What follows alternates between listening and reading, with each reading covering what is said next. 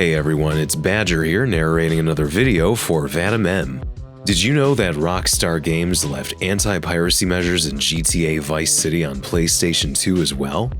Yes, you heard that right, and they're very different from what we saw in the PC version in one of my older videos. Even their purpose is different.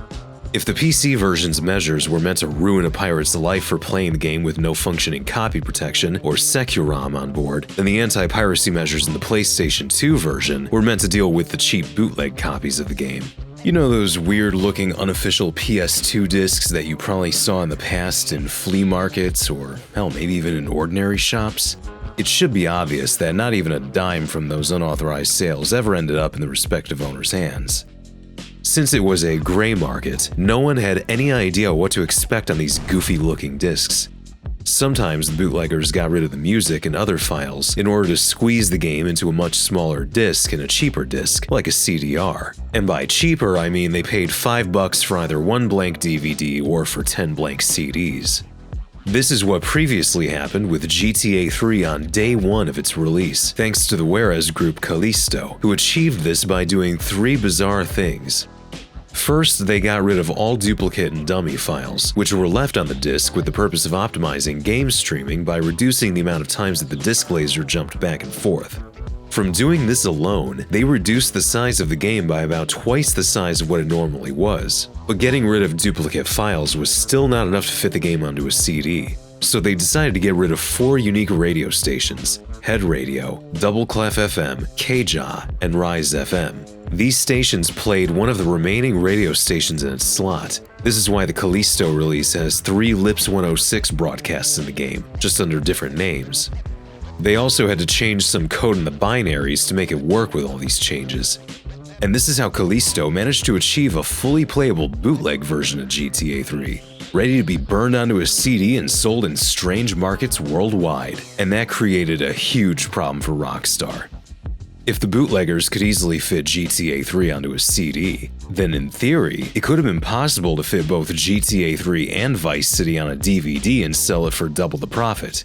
Or if not, bootleggers could once again try to squeeze their future products onto a CD. But how do we know that Rockstar actually thought in that way?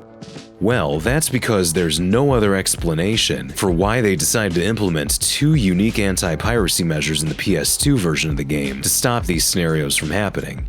You see, both of these measures were coded to look after the main IMG archive and its 6 duplicates. This is where the game stores 99% of its textures and models. The duplicates, once again, are there to optimize streaming by loading the closest IMG archive on the disk. Furthermore, these are the heaviest files in size on the disk, and these 6 duplicates alone won't ever fit on a compact disk.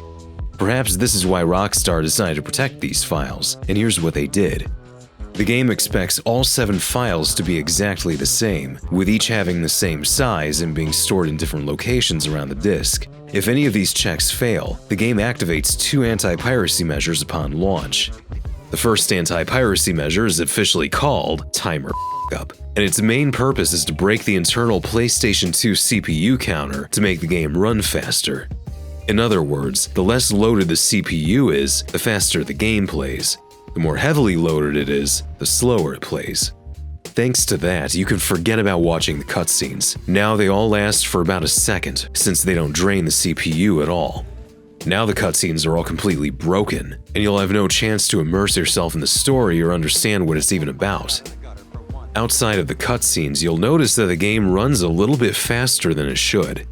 If you play it on an emulator, it'll always run at the same steady speed, almost like if you enabled mild speed hacks or something. But if you play it on the original hardware, then you'll definitely feel that there's no stable frame rate at all. The game constantly speeds up and slows down. This is what Rockstar had in mind from the beginning. You will definitely feel that something is wrong when you pause the game, and then the "you are here" arrow flickers like crazy. If you drive around the city with the measure enabled, you'll notice that the streaming can't keep up with the load. You'll definitely see low-quality LODs popping up here and there, and it happens a lot. Sometimes they don't even load in time and it'll look like you're gonna fall through the map. Sometimes you'll be too fast for the game to load interior transitions in time, and you end up walking on air somewhere where you aren't supposed to be, and there's definitely a fun aspect in it. You know what's not cool? These sudden stupid warnings when the game is loading something up. Come on, it's too freaking slow now. I didn't mean to do that. As you can see, the performance of the game with the measure enabled isn't that good, but I must admit that you probably won't notice freezes or LOD problems playing with good hardware on an emulator, but that's just how the broken counter actually works. And you may ask yourself, why not just use the slow-mo cheat code to fix this? Well, you can activate it, but it's not going to change a thing. It just doesn't work. You might have wondered, can we just use the on-speed cheat to make the gameplay even faster, just for funsies? Sadly, this cheat code also doesn't work. Blame the anti-piracy measure. So this means that the adrenaline pills won't work for pirates too, right? Well, kinda. In this broken version of the game, you basically become Sonic the Hedgehog. And oh boy, is it freaking hilarious. You can outrun any car with these powers. You know, as if Tommy didn't run fast enough already. Too bad it only lasts for a short period of time. If you're wondering why this happens, this is because the adrenaline mode slows down time and speeds up the player's animations. Since the slow-mo effect doesn't work with the broken counter, you get this weird Sonic effect. It means that the unique stunt jumps are broken as well. Now they're too fast to enjoy the stunt you just pulled off, but at least they work. This is something that can't be said about throwable weapons. Because the game doesn't properly count the frames, it doesn't properly count the throwing power either. The power gets so strong that you can't even see what you throw. Now, if you press the button fast enough, you might be able to trick the game, but good luck not blowing yourself up like that. What can I say? It's not worth throwing anything at all. If the bootlegger didn't get rid of this measure, then the unlucky person who bought this cheap broken game had no other choice than to get used to this weirdness. And as funny as it sounds, other than that, it seems to be fully playable. This is why Rockstar prepared another surprise for such rascals.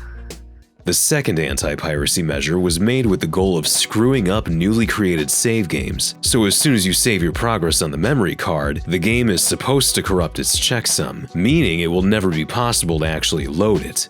But the truth is, the measure won't ever break a pirate's save game. You see, the developers made a mistake, and the measure became absolutely harmless. It's like they didn't test it properly. That's a pretty big flop on their end.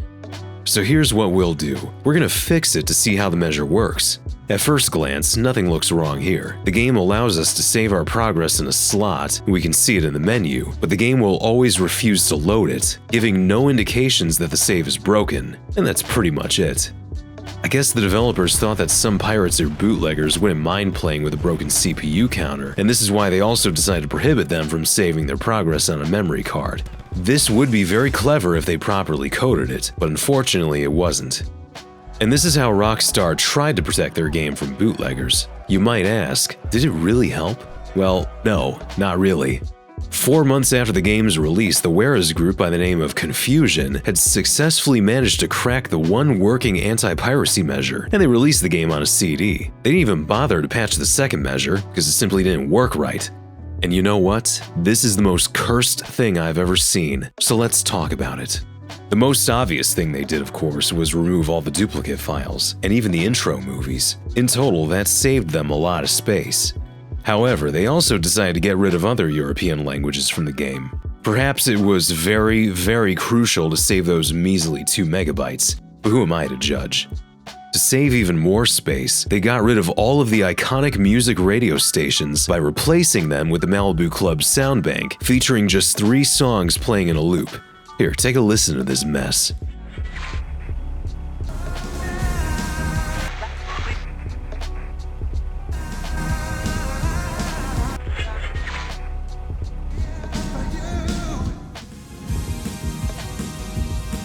No iconic DJs, no goofy commercials, just 3 songs playing in a loop over 7 music stations. It's like ripping a huge chunk of soul right out of the game. As for VCPR and KChat, our beloved talk radio stations, they did something horrible. Instead of the Malibu Club music, now you hear this nightmare fuel.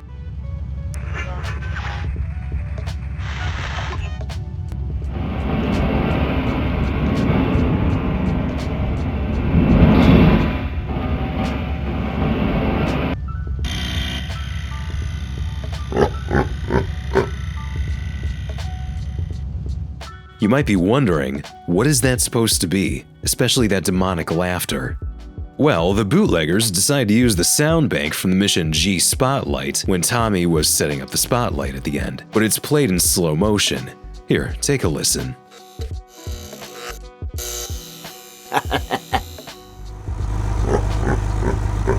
Sounds familiar, doesn't it? It's played in slow motion because both VCPR and KChat expect a sound bank with a 16 kHz sample rate, not 32 kHz. As a result, you get this weird slow-mo effect, and that made people freak out. This is what they called a fine release, and they apologized for taking too long, because all good things just can't be rushed. I guess one of these good things was butchering ambient sounds around the map.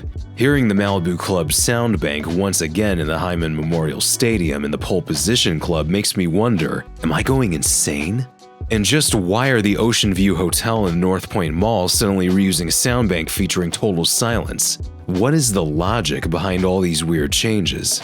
You know what's even more pathetic? That was still not enough to fit the game on a CD. This is why starting from the second mission, The Party, all cinematic cutscenes will have no sound. They were all replaced with the sound of silence.